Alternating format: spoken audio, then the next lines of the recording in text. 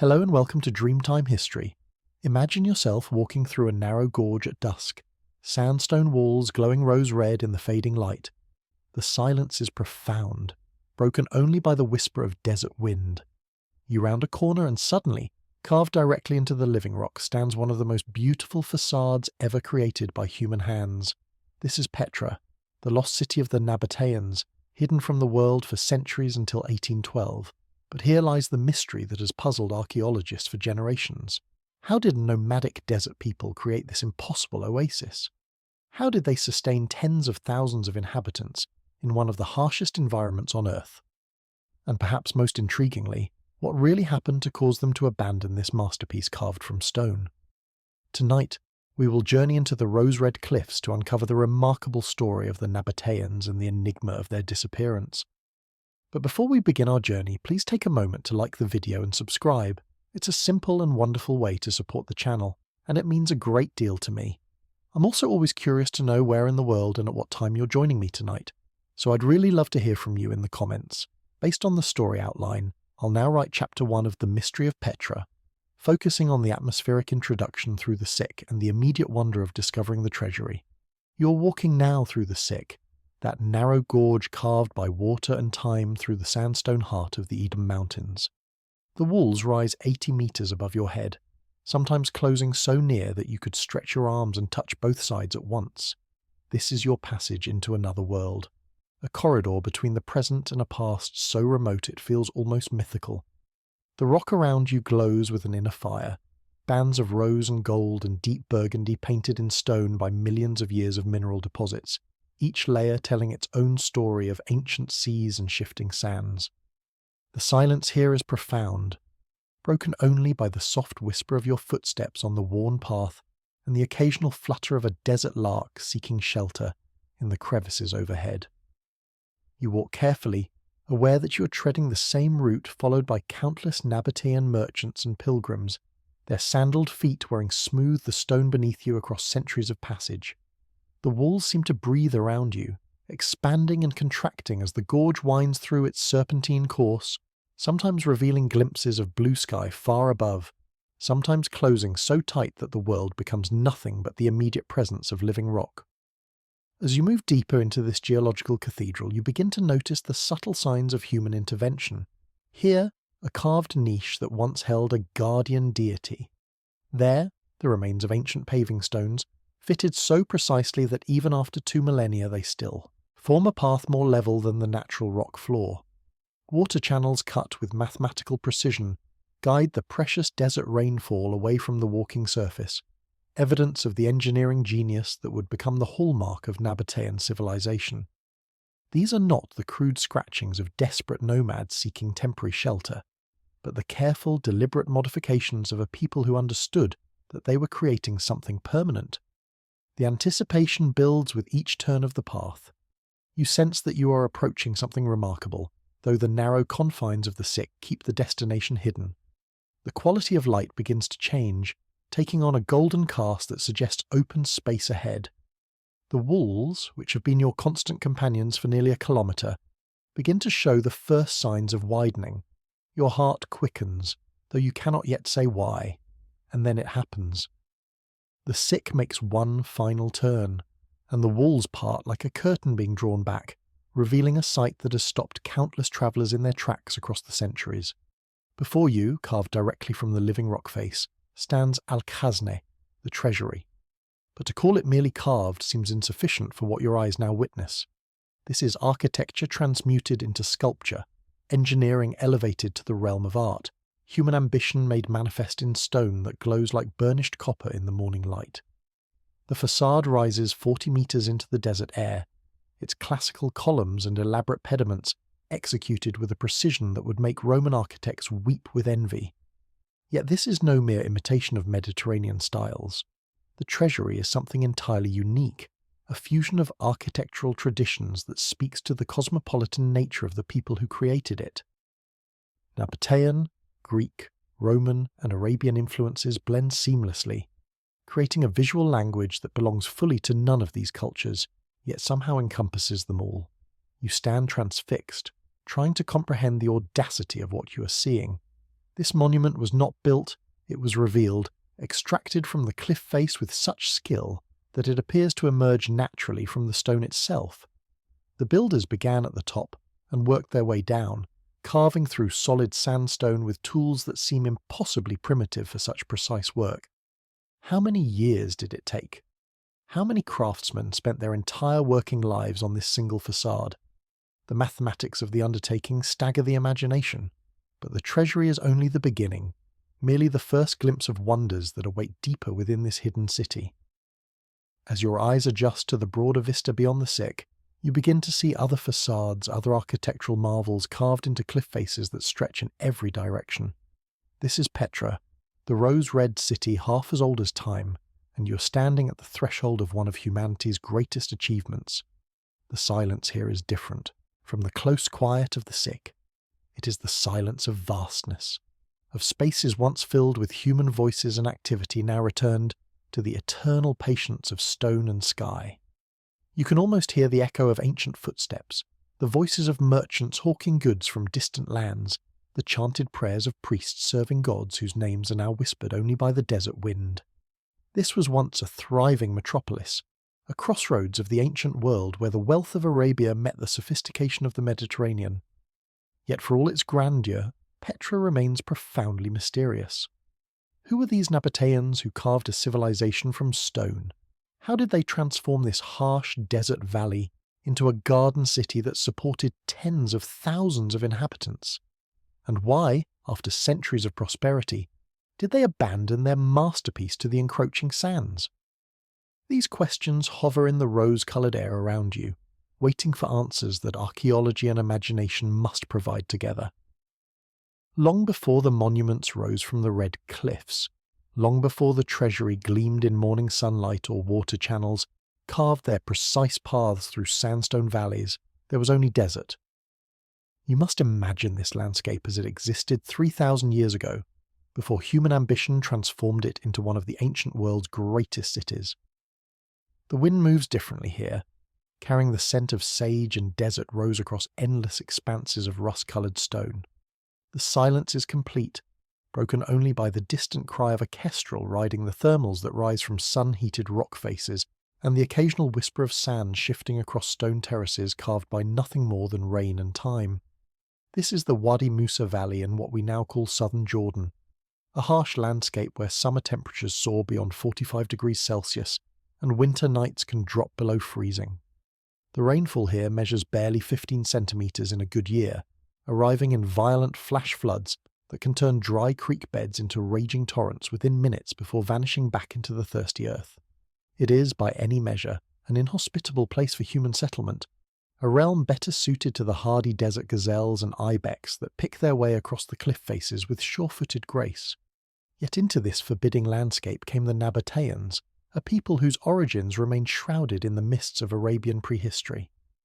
They emerged from the vast deserts to the south and east, part of the great migration of Semitic peoples that had been reshaping the Middle East for centuries. Unlike the settled farmers of the fertile river valleys or the seafaring merchants of the Mediterranean coast, the Nabataeans were creatures of the deep desert, their entire culture adapted to survival in lands that most civilizations considered uninhabitable.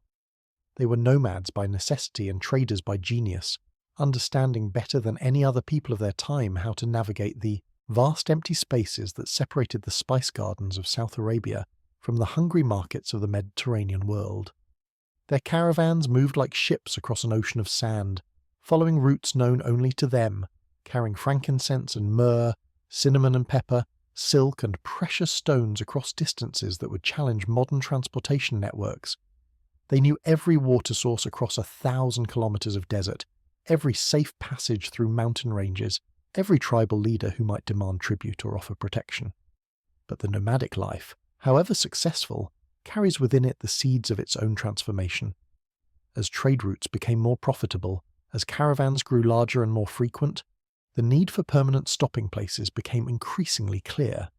The great caravan routes required not just knowledge of the desert, but infrastructure to support them. Wells needed to be dug and maintained, storage facilities constructed, animals cared for during rest periods.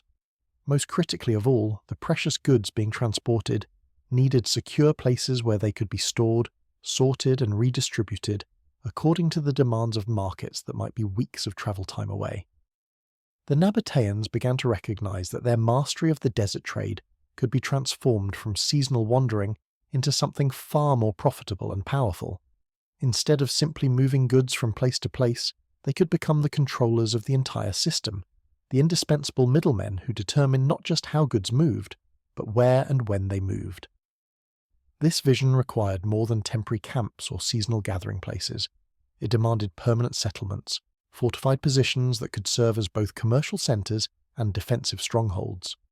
The choice of Petra as the location for their first permanent capital reveals the sophisticated understanding these former nomads had developed of both geography and strategy. The site offered everything necessary for controlling the desert trade routes while providing the natural defences essential for protecting accumulated wealth from the raids that were an inevitable part of desert life.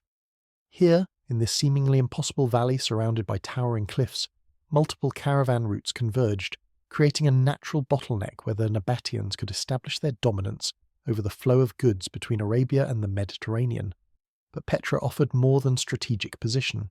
Hidden within this maze of sandstone cliffs and narrow gorges were the springs that would make permanent settlement possible. Ain Musa, the Spring of Moses, provided a reliable source of fresh water even in the driest years, while seasonal springs supplemented the supply during the brief rainy periods that brought life to the desert landscape.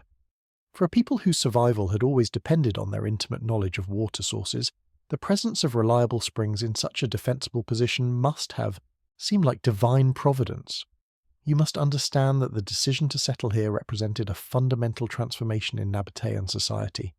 No longer would they simply cross the desert, they would own it, controlling access to the most valuable trade routes in the ancient world from their impregnable mountain fortress. This transition from nomadic traders to settled merchants marked the beginning of everything that would follow, the first step in a process that would ultimately produce one of the most remarkable cities ever carved from living stone. The transformation of a desert valley into a thriving city requires more than ambition and strategic location.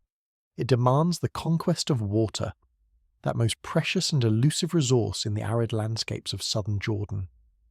As you walk through the ruins of Petra today, your footsteps echoing in the silence of abandoned streets, you're treading upon one of the most sophisticated hydraulic engineering systems ever conceived in the ancient world. Beneath your feet, carved into the very bedrock, lies a network of channels, cisterns, and reservoirs that once sustained tens of thousands of people in a place where rain falls perhaps 20 days in an entire year. The genius of Nabataean water management begins with understanding the harsh mathematics of desert survival. A single person requires approximately 4 litres of water each day simply to remain alive, more if engaged in physical labour under the scorching desert sun. Multiply this by 30,000 inhabitants at Petra's peak. Add the needs of countless camels, horses and other livestock. Factor in the requirements for cooking, bathing and the maintenance of gardens that would demonstrate the city's prosperity, and the scale of the challenge becomes staggering.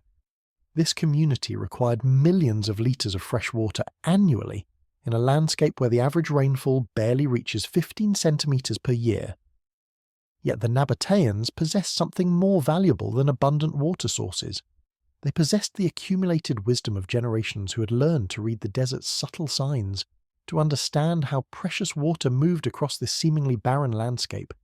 They knew that the key to survival lay not in finding more water, but in capturing every drop that nature provided, and storing it against the inevitable droughts that could stretch for years.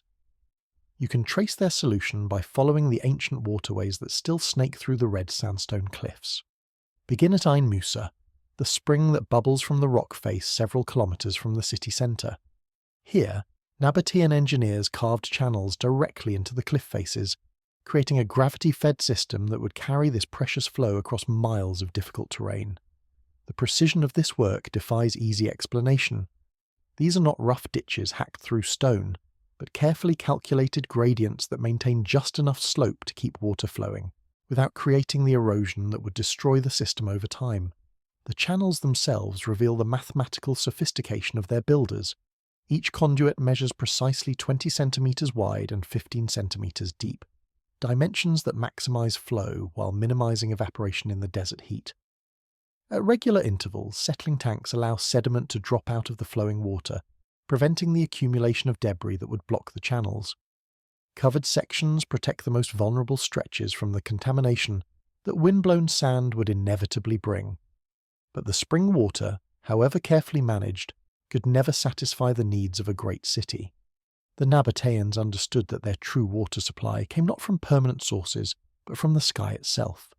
They transformed every cliff face, every roof, every paved surface in the city into a collection system for the brief but intense rainfalls that periodically swept across the desert.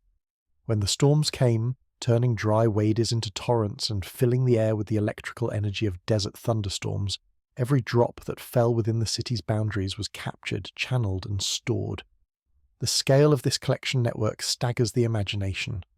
Archaeologists have identified more than 200 individual cisterns carved directly into the bedrock beneath Petra, each capable of holding thousands of litres of precious water. These are not simple holes in the ground, but precisely engineered storage chambers, their walls sealed with a hydraulic plaster that prevented seepage and kept the water pure even after months of storage. The largest of these underground reservoirs could hold more than 200,000 litres, enough to sustain hundreds of people through an entire dry season. You can still see the collection channels carved into the cliff faces above the city, following every natural drainage pattern to capture runoff from the surrounding mountains. The Nabataeans understood that a desert rainstorm lasting only a few hours might provide the water necessary for survival through months of drought that would follow. They carved diversions that directed flash floods away from the city's inhabited areas, while simultaneously feeding the reservoir system that made life possible. The engineering required to balance these competing demands reveals the sophisticated understanding these ancient hydraulic engineers possessed of their environment. Too little gradient and the water would stagnate, breeding disease and losing potability. Too much and the force of flash floods would destroy the very infrastructure designed to capture them.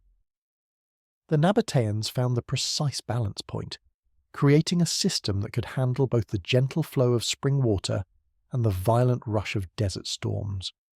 Perhaps most remarkably, this water system was designed to serve not just basic survival needs, but the prosperity and comfort that would make Petra a worthy capital of a trading empire. The city's wealthy elite enjoyed the luxury of private baths, fed by dedicated water lines that brought fresh spring water directly to their carved residences. Public fountains provided gathering places where citizens could collect their daily needs while sharing news and conducting business. Most astonishingly of all, the Nabataeans created elaborate garden complexes, complete with pools and cascades, transforming sections of their desert city into oases that must have seemed like miracles to visitors arriving from the harsh surrounding landscape. This mastery of water represented more than technical achievement. It was the foundation upon which Nabataean civilization rested, the invisible infrastructure that made everything else possible. With their water secured and their settlement established, the Nabataeans began the transformation from nomadic traders to the rulers of a remarkable urban civilization. The rhythms of daily life in Petra reveal a society that had mastered the delicate balance between commerce and culture, between the demands of desert survival and the aspirations of a people determined to build something magnificent and enduring. As you imagine yourself walking through the city at the height of its prosperity, perhaps in the first century of the Common Era, you enter a world that defied every expectation of what desert life could accomplish. The heart of Petra beats with the steady pulse of commerce. You follow the great colonnaded street that runs through the city's centre, its limestone paving stones worn smooth by centuries of sandaled feet and laden camels. The shops that line this thoroughfare display goods that represent the entire known world. Frankincense and myrrh from the incense gardens of South Arabia, silk and spices from the distant markets of India and China, glassware from the workshops of Syria, pottery from the kilns of Cyprus, jewellery crafted from gold that travelled the desert routes from Nubia. This is more than a marketplace. It is the beating heart of an economic system that connected the Mediterranean world to the exotic wealth of the Far East. The Nabataean merchants who orchestrated this trade had developed systems of remarkable sophistication. They possessed detailed knowledge of market conditions in cities separated by thousands of kilometres of difficult travel, understanding which goods would command premium prices in Damascus versus Alexandria. knowing when seasonal demands would create opportunities for profit that justified the enormous risks of desert commerce.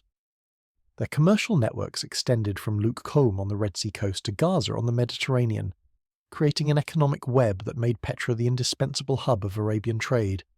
Yet commerce alone could never have sustained the grandeur of Petra. The city's prosperity rested equally on the political genius of the Nabataean kings, who understood that controlling trade routes required more than military strength. It demanded the creation of institutions that could command respect and allegiance from the diverse peoples who moved through their territory.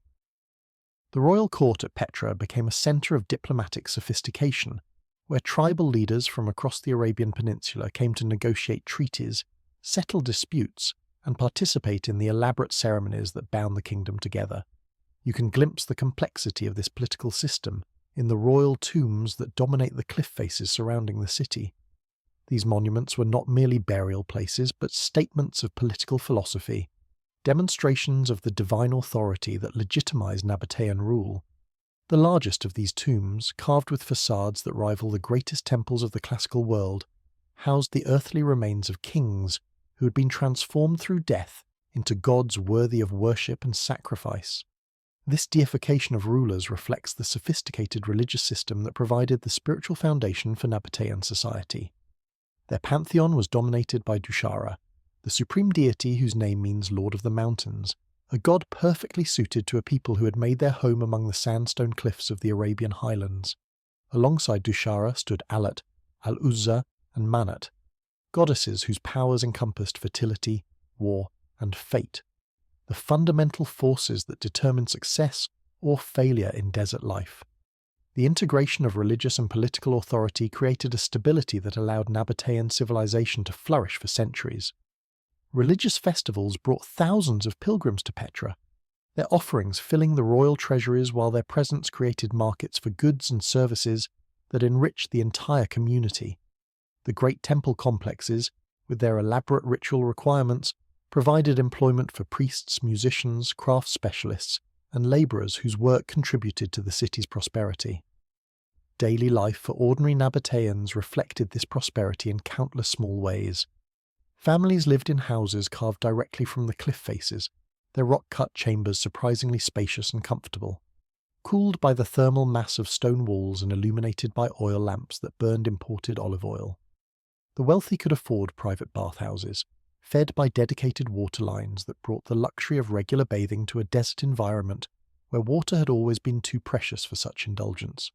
Children played in courtyards shaded by awnings woven from goat hair, their games probably similar to those played by young people throughout the ancient world, but adapted to the unique environment of their rock city. Education for the sons of merchants and officials included instruction in the multiple languages essential for international trade: Aramaic for daily commerce, Greek for dealings with the Mediterranean world, Arabic for communication with the desert tribes, and the specialized script used for writing Nabataean inscriptions. The arrival of evening brought its own rhythms to city life. As the desert heat began to subside, the great theatre carved into the mountainside filled with audiences eager for entertainment that reflected their cosmopolitan culture. Greek dramas alternated with the local performances, creating cultural experiences that bridged the gap between the sophisticated urban civilization the Nabataeans had created and the Bedouin traditions that remained at the heart of their identity. The monuments of Petra speak a language carved in stone, a visual vocabulary that transforms the living rock into expressions of power, faith, and artistic ambition that continue to astonish visitors nearly 2 millennia after their creation. As you stand before these architectural marvels, you witness not merely the technical achievements of ancient engineers, but the materialization of a civilization's deepest beliefs about permanence, divinity, and the proper relationship between human ambition and the natural world. The process of creating these rock-cut facades defies easy comprehension. Unlike conventional architecture where buildings rise from foundations laid upon the earth, Nabataean craftsmen began their work at the top of cliff faces, carving downward through solid sandstone with tools that seem impossibly primitive for such precise results. They possessed no mechanical lifting devices, no sophisticated measuring instruments, no power tools beyond the strength of human muscles and the sharpness of iron chisels. yet they created architectural compositions of stunning complexity and mathematical precision, facades that would challenge the skills of modern stonemasons equipped with every advantage of contemporary technology. The treasury, that masterpiece that greets every visitor emerging from the sick, exemplifies the extraordinary synthesis of influences that characterizes Nabataean architecture. Its classical columns and pediments clearly reflect Greek and Roman design principles, yet these familiar elements have been transformed into something entirely unique. The proportions, while harmonious, follow no known classical order. The decorative details, while executed with Hellenistic precision, incorporate motifs drawn from Arabian and Egyptian traditions. This is not imitation, but creative fusion, the work of artists confident enough in their own vision to borrow freely from multiple traditions while creating something distinctly their own. The scale of the undertaking becomes apparent as you consider the logistics of carving the treasury's facade. The monument rises 40 metres above the valley floor, its upper reaches accessible only by means of scaffolding systems that must themselves have been engineering marvels. Every architectural detail, from the capitals crowning the columns to the intricate floral patterns that frame the doorways, had to be carved in place, with no possibility of correction if errors were made. The mathematical precision required to maintain proper proportions across such vast surfaces, working from top to bottom without the benefit of an overall view, until the project neared completion, suggests planning and execution skills of the highest order. Beyond the treasury, the tombs and temples carved throughout Petra's cliff faces reveal the full scope of Nabataean architectural achievement. The urn tomb, with its distinctive semicircular niche, demonstrates how the builders adapted their designs to work with the natural contours of the rock faces. The Corinthian tomb displays ornamental complexity that rivals the finest Roman monuments, its elaborate facade incorporating dozens of sculptural elements into a unified composition of breathtaking richness. Each of these monuments represents years of labour by teams of skilled craftsmen working under conditions that would challenge even experienced rock climbers. The engineering challenges extended far beyond the facades themselves. The interiors of these monuments, carved deep into the cliff faces, required equally sophisticated planning. Architects had to ensure structural stability while creating chambers large enough for their intended purposes, whether religious ceremonies, royal burials, or administrative functions. They developed techniques for carving smooth walls and ceilings, creating spaces that feel surprisingly spacious and comfortable, despite being entirely enclosed within solid rock. Ventilation systems, barely visible to casual observers, ensured adequate air circulation even in the deepest chambers. The Great Theatre of Petra represents perhaps the most ambitious single project undertaken by Nabataean engineers. Carved directly into the mountainside, it could accommodate nearly 9,000 spectators on tiered seating that follows the natural curve of the cliff face. The acoustic properties of this rock-cut auditorium rival those of the finest theatres in the Roman world, evidence that the designers possess sophisticated understanding of how sound travels through enclosed spaces. The stage area, with its elaborate architectural backdrop, demonstrates the same fusion of classical and local design elements that characterises Petra's other monuments. The garden and pool complex reveals yet another dimension of Nabataean architectural achievement, the transformation of their harsh desert environment into spaces of almost paradisiacal beauty. Here, master engineers created elaborate water features that transformed precious desert springs into cascading fountains and reflecting pools. Terraced gardens, fed by carefully regulated water supplies, supported exotic vegetation that must have seemed miraculous in the surrounding landscape. These spaces served not merely as demonstrations of wealth and technical skill, but as statements about the proper relationship between human ingenuity and natural resources, showing how careful management could transform scarcity into abundance. The architectural legacy of Petra extends beyond individual monuments to encompass the entire urban environment. The Nabataeans carved their city as a unified composition, with major facades positioned to create dramatic vistas along the principal processional routes.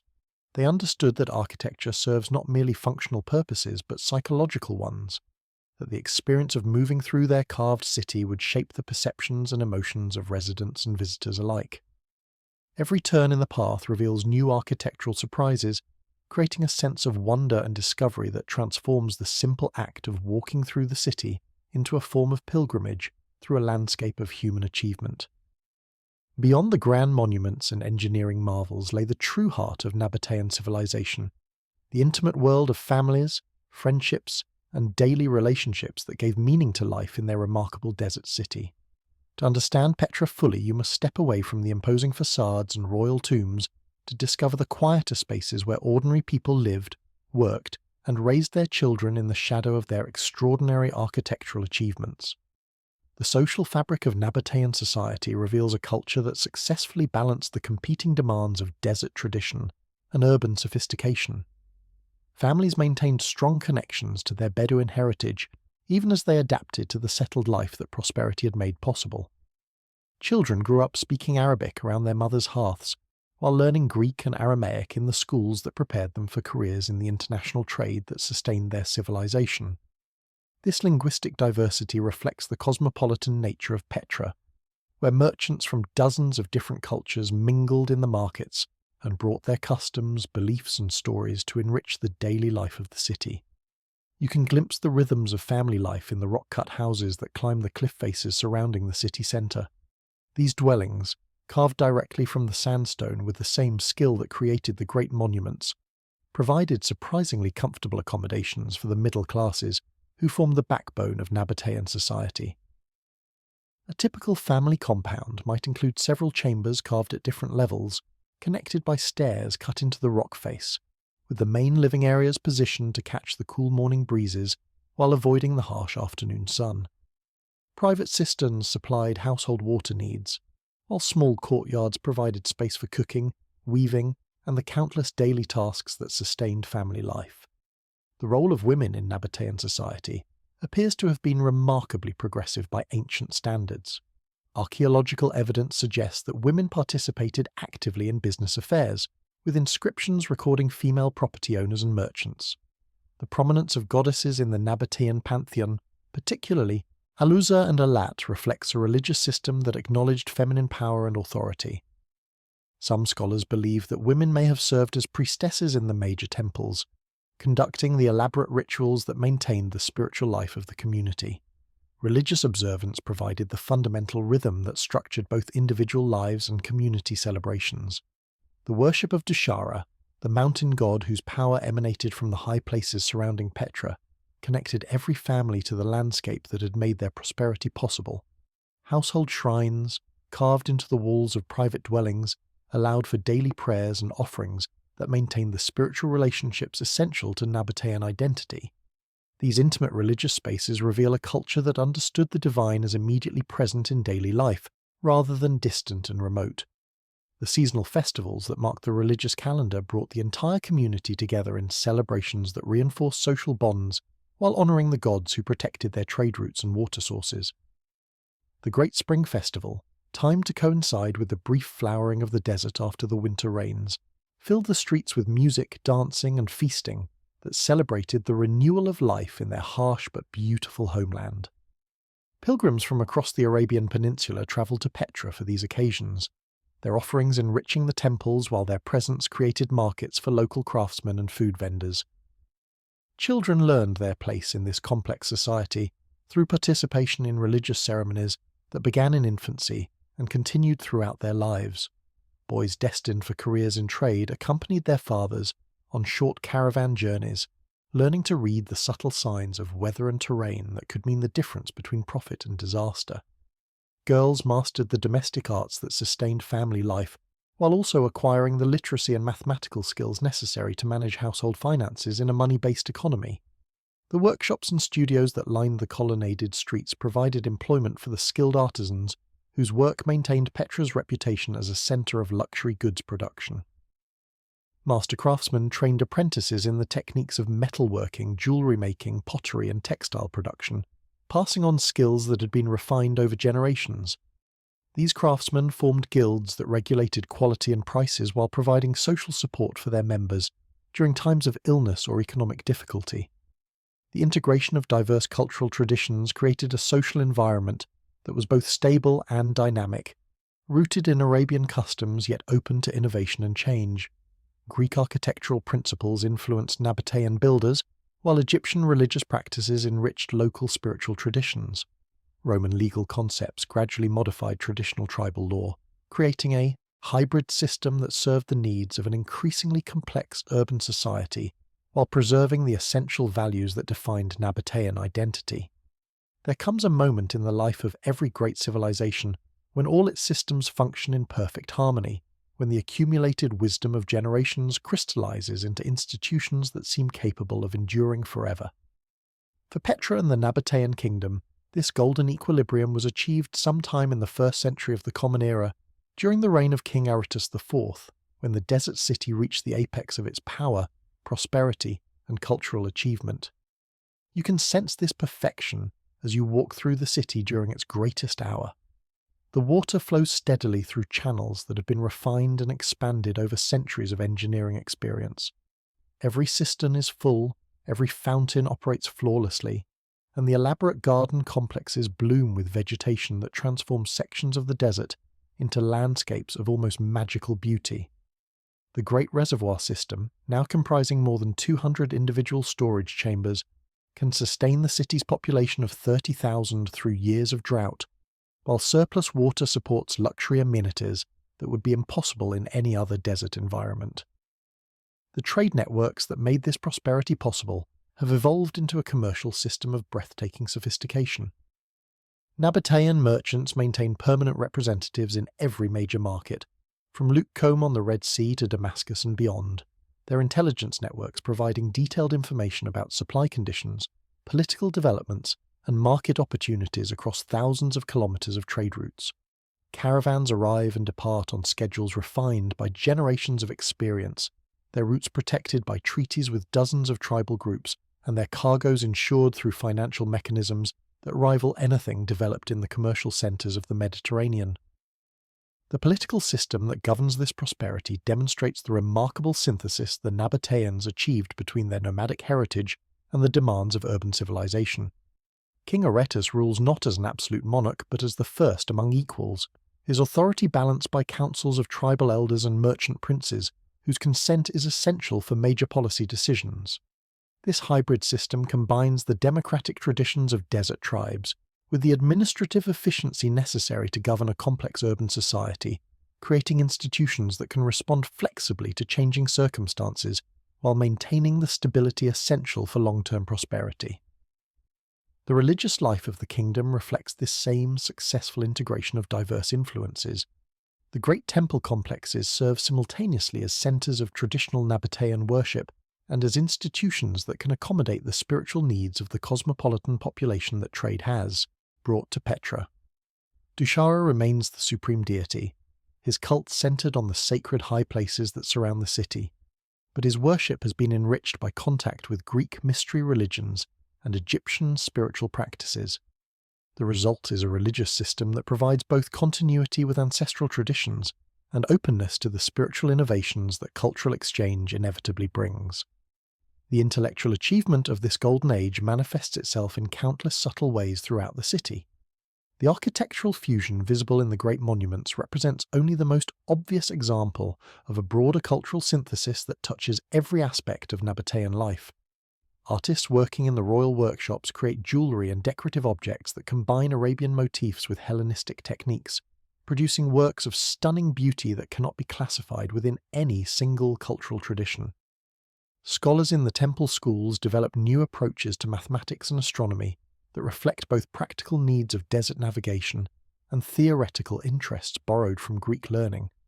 The social harmony achieved during this period rests on economic foundations of unusual stability.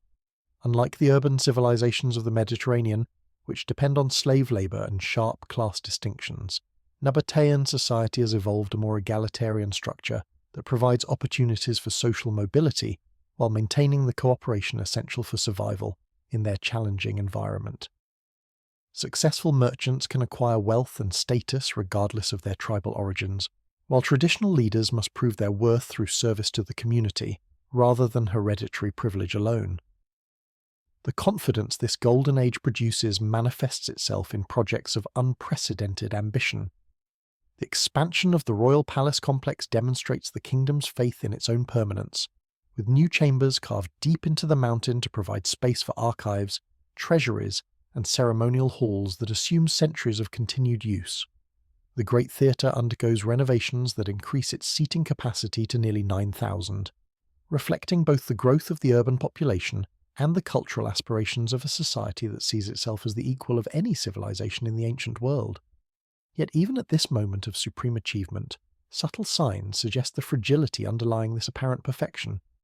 The trade routes that bring such wealth to Petra are entirely dependent on political conditions beyond Nabataean control. Roman expansion into the Red Sea threatens to disrupt the traditional patterns of Arabian commerce, while new sea routes being developed by Mediterranean merchants could potentially bypass the desert caravan networks altogether. The water system, for all its sophistication, operates at the very limits of what the local environment can sustainably support, leaving little margin for error if climate patterns should change or maintenance standards decline. Even the mightiest systems contain within their apparent perfection the subtle vulnerabilities that time and circumstance will eventually exploit, and Petra, at its zenith, was no exception to this fundamental truth. As you move through the city during its golden age, observing the steady flow of caravans along the great colonnaded street and the fountains playing in their garden courtyards, you begin to notice the almost imperceptible signs that all is not quite as secure as it appears on the surface. The trade routes that have made Petra the wealthiest city in the Arabian Peninsula depend entirely on political and economic conditions beyond Nabataean control. Roman expansion into the Red Sea region poses an increasingly serious challenge to the traditional patterns of Arabian commerce. New Roman ports at Myos, Hormos, and Berenice are beginning to handle direct shipments of Indian goods that once travelled overland through Petra, while improved Roman naval technology makes sea transport more reliable and cost-effective than it has ever been before. The ancient caravan routes that traverse hundreds of kilometres of difficult desert terrain cannot compete indefinitely with ships that can carry larger cargoes at lower risk across shorter distances. You can sense these changing economic currents in the subtle shifts of mood that occasionally disturb the city's commercial rhythms. Certain traditional trade goods become harder to obtain, their prices reflecting supply disruptions that ripple across the vast networks connecting South Arabia to the Mediterranean world. Merchants who once made regular profits from established routes now speak quietly of the need to diversify their activities, to seek new markets and new commodities that might prove less vulnerable to the political changes reshaping the ancient world.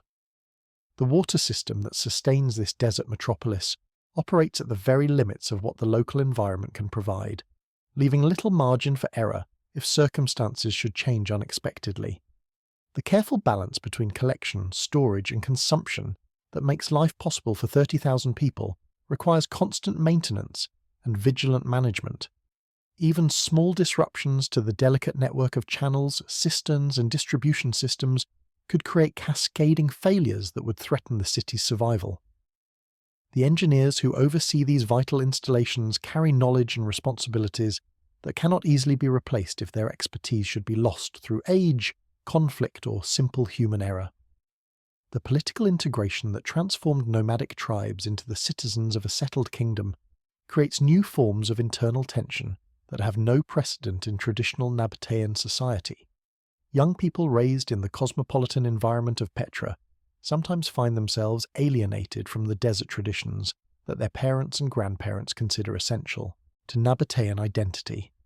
The wealth generated by international trade creates economic inequalities that challenge the egalitarian values that sustained tribal cohesion during the nomadic period. Urban life requires forms of social organization and governmental authority that sometimes conflict with the democratic customs inherited from the pre-settlement era.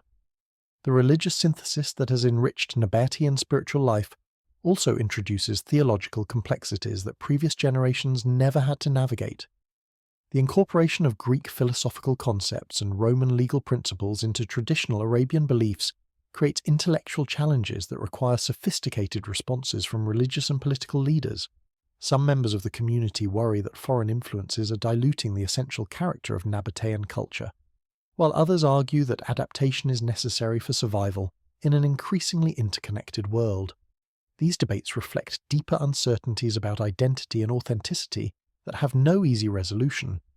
The architectural achievements that make Petra famous throughout the ancient world represent enormous investments of time, labour, and resources that must be justified by continuing prosperity. The great monuments carved into the cliff faces require ongoing maintenance to preserve their structural integrity and artistic beauty. The rock-cut theatres, temples and tomb complexes depend on the economic surplus generated by successful trade to fund the craftsmen, priests and administrators necessary for their proper functioning. Any significant decline in commercial revenue would immediately threaten the cultural institutions that define Nabataean civilization at its highest level of achievement. The administrative systems that govern this complex society have grown increasingly elaborate as the kingdom has expanded and prospered. The bureaucratic apparatus necessary to manage international trade, collect taxes, maintain diplomatic relations and administer justice throughout the realm requires educated personnel and sophisticated procedures that represent significant fixed costs for the royal treasury. The very success of Nabataean government creates institutional momentum that may prove difficult to modify if changing circumstances require rapid adaptation or reduced expenditure. On a day that began like any other in the spring of 363, the earth itself became the agent of catastrophic change that would transform the story of Petra forever.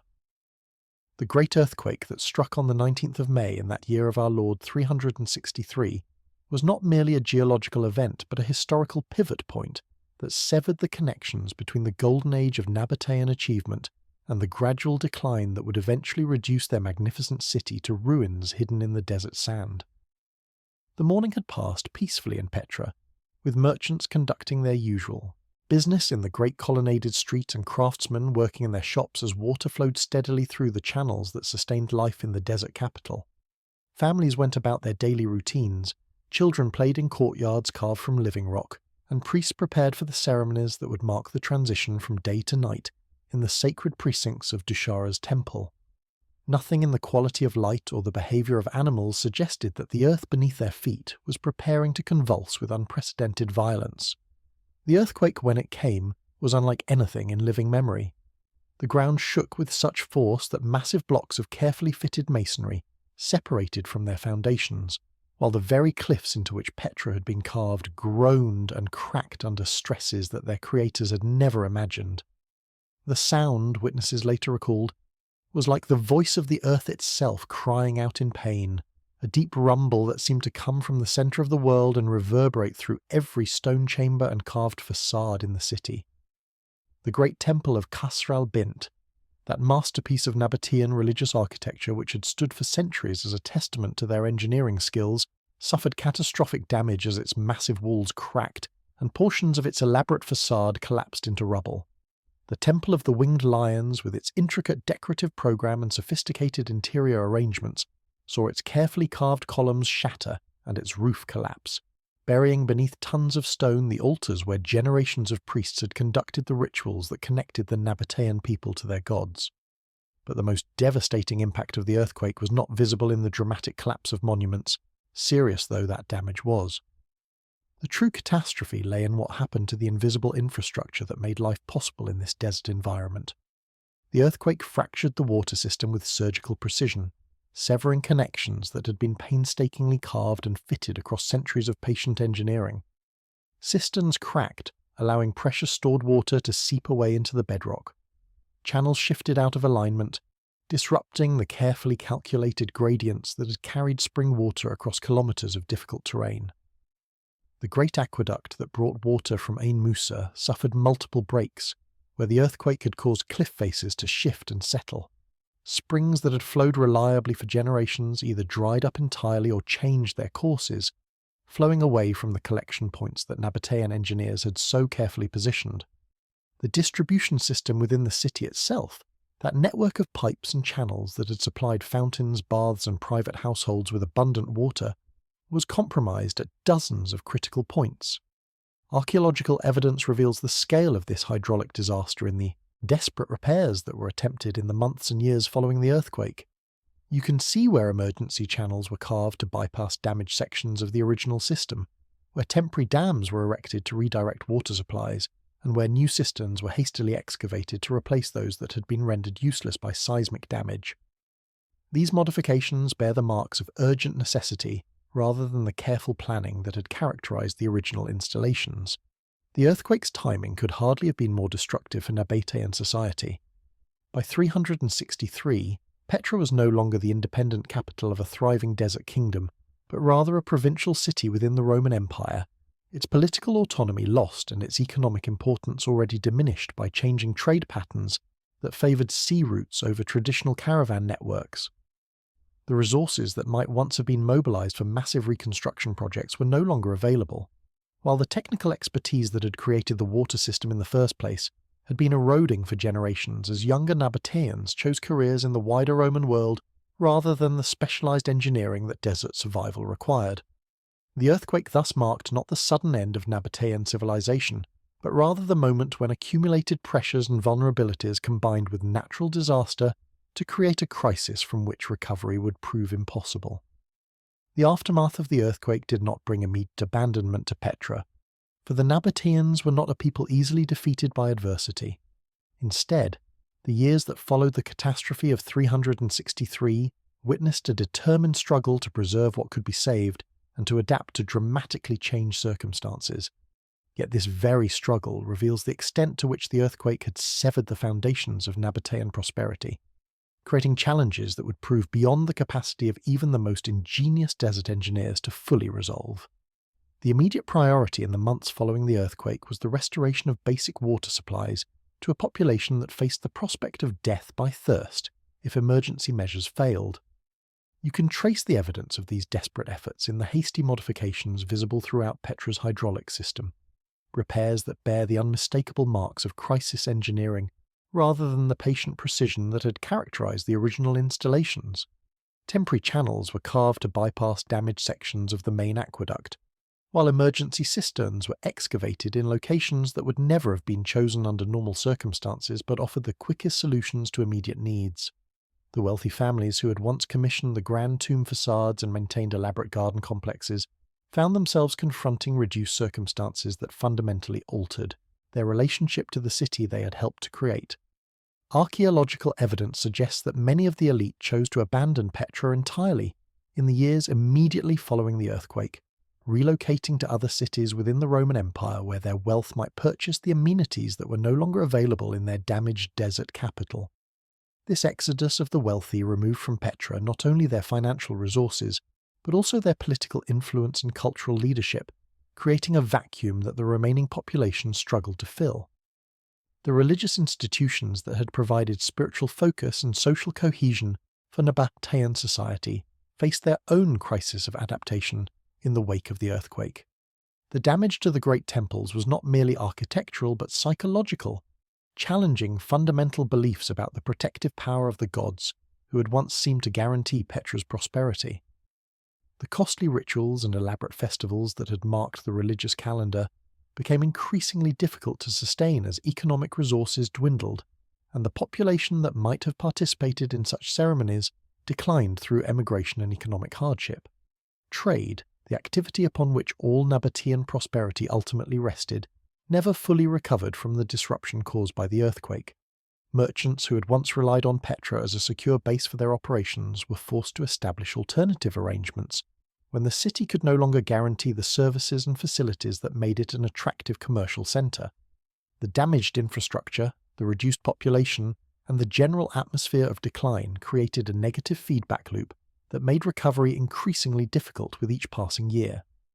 The transformation of Petra from independent Nabataean capital to Roman provincial city, which had been completed decades before the earthquake, now revealed its full implications for the city's ability to respond to crisis.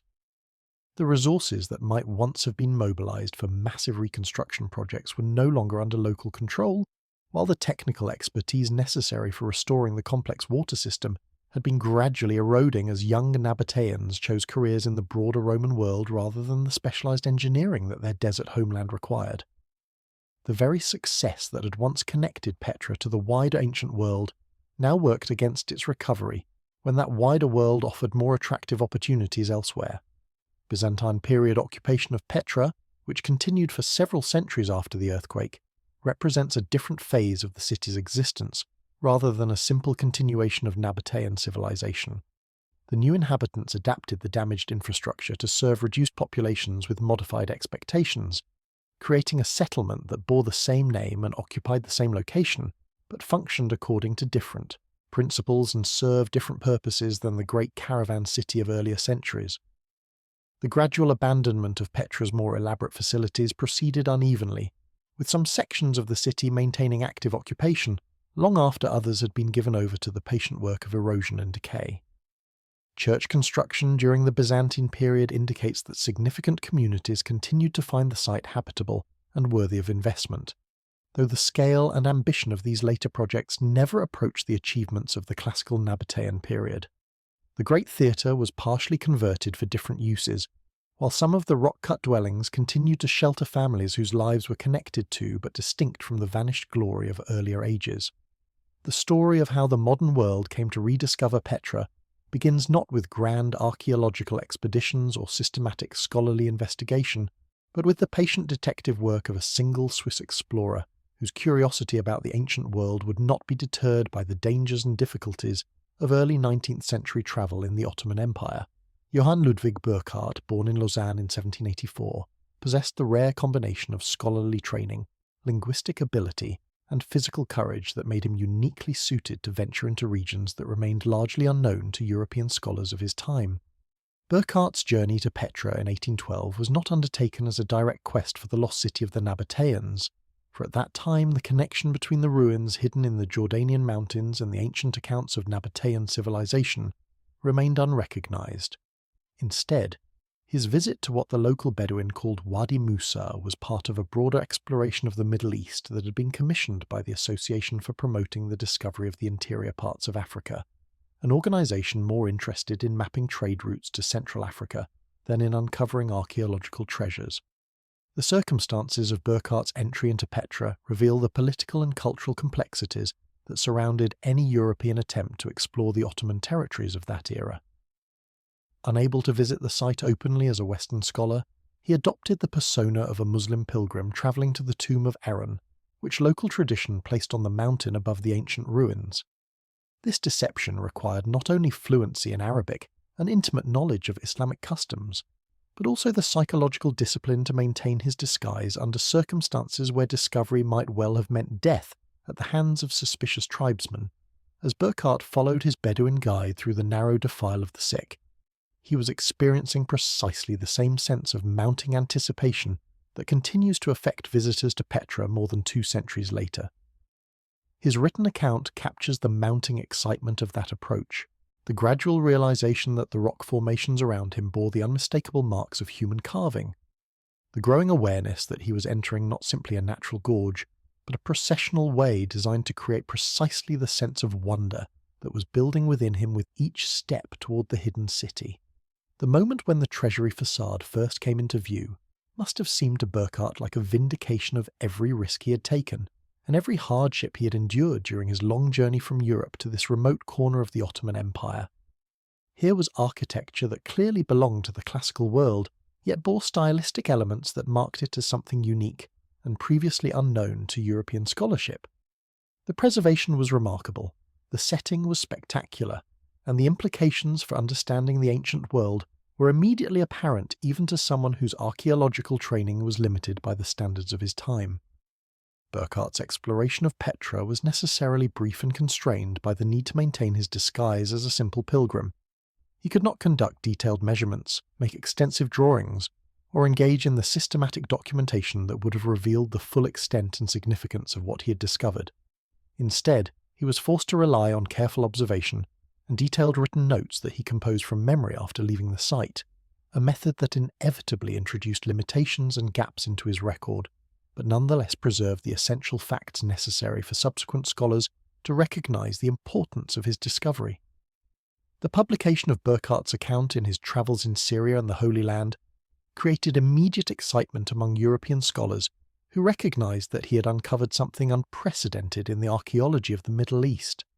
Here was clear evidence of a sophisticated ancient civilization that had flourished in one of the most unlikely locations imaginable, a desert region that 19th century Europeans associated with nomadic tribes rather than monumental architecture and urban development.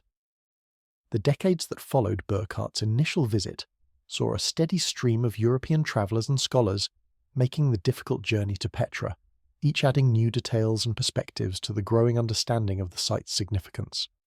artists like David Roberts created the romantic paintings and lithographs that would introduce Petra to the European popular imagination, while scholars like Edward Robinson began the systematic archaeological investigation that would eventually reveal the full scope of Nabataean achievement. The designation of Petra as a UNESCO World Heritage Site in 1985 marked the recognition of the site's global significance and the beginning of systematic efforts to preserve and protect the monuments for future generations. Modern conservation work faces challenges that the original builders could never have imagined, from the effects of tourism and air pollution to the long-term impacts of climate change on the fragile sandstone from which the city was carved. As the desert wind moves through the empty colonnades of Petra and shadows lengthen across facades that have watched the passage of nearly 2 millennia, we find ourselves confronting questions that reach beyond archaeology and ancient history into the fundamental mysteries of human ambition, environmental adaptation, and the delicate balance between achievement and sustainability that defines all civilizations across time. The story of the Nabataeans offers no simple lessons, no easy morals that can be extracted and applied wholesale to our contemporary challenges, yet their remarkable achievement and eventual transformation speaks to enduring themes that resonate with particular urgency in our own era of environmental stress and resource management. The hydraulic engineering that made Petra possible represents one of humanity's most sophisticated responses to the challenge of creating abundance in an environment of scarcity. The Nabataeans succeeded where many other desert civilizations failed because they understood that survival in arid lands required not just finding water, but mastering the complex systems necessary to capture, store, and distribute that precious resource with maximum efficiency. Their success in this endeavour sustained 30,000 people in comfort and prosperity for centuries, creating economic surplus sufficient to support monumental architecture, international trade, and cultural achievements that rivaled anything produced by the urban civilizations of the Mediterranean world. Yet the very sophistication of these systems contained within them the vulnerabilities that would eventually contribute to Petra's decline. Complex engineering requires constant maintenance, specialized knowledge, and social institutions capable of coordinating collective action across generations. When political circumstances changed, when trade routes shifted, when natural disasters struck, the intricate balance that sustained Nabataean civilization proved fragile in ways that simpler, more resilient forms of social organization might have weathered more successfully. The environmental lessons embedded in Petra's history speak with particular relevance to our contemporary moment.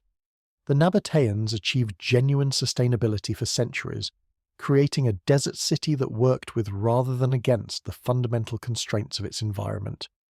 Their water management systems harvested rainfall with extraordinary efficiency.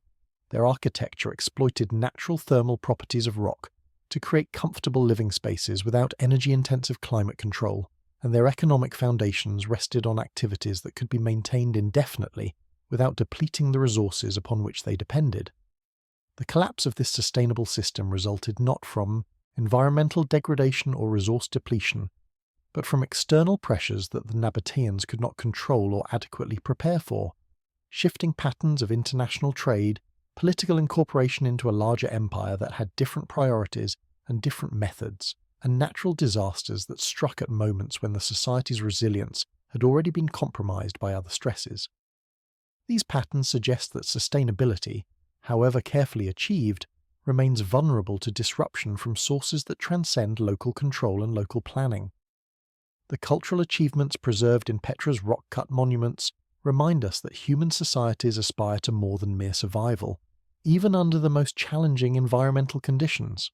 The treasury, the great theatre, the elaborate tomb facades represent investments of time, energy, and resources that served no immediate survival function, yet clearly fulfilled essential human needs for beauty, meaning, and cultural expression.